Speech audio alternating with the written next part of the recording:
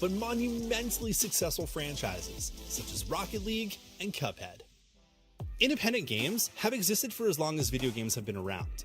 From their early days as text-based adventures created by hobbyists in the late 1970s to the age of floppy disk shareware and Doom mods in the early 90s, and, later on, the web-based era of Flash games and smaller online-only titles. But it wasn't until the mid-2000s that indie developers would get better access to the critical game-making tools at affordable prices, and more importantly, would have the means to distribute their games to a wider audience via online services like Xbox Live Arcade.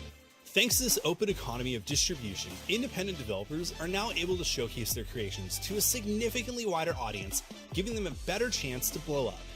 And as a result of this often bare bones and generally creative approach, indie developers have made some pretty mind-blowing and sometimes very unique and memorable games, such as Among Us, High on Life, and Gang Beasts.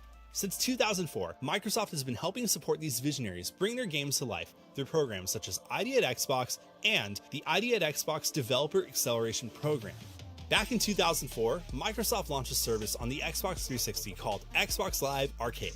Initially, it was set to be an innovative digital service where people could play bite-sized arcade games such as Ms. Pac-Man, Bejeweled, and Joust. As the years progressed, the service grew to include notable indie games such as Super Meat Boy, Castle Crashers, and Geometry Wars. The service was heralded as a financial and critical success, and helped bring more genre-defining independent games such as Alien Hominid, Shadow Complex, and Limbo to a much larger audience. Fast forward to 2013, when Microsoft released the successor to the Xbox 360, the Xbox One. Microsoft changed the name of Xbox Live Arcade and made indie game development even more accessible, thanks to the feedback they had received from independent developers who had used Xbox Live Arcade in the past. Independent developers at Xbox, or ID at Xbox, not only helped developers with game distribution across Xbox and Windows, but also gave developers access to tools such as Xbox Dev Kits, the option to add achievements, and the ability to update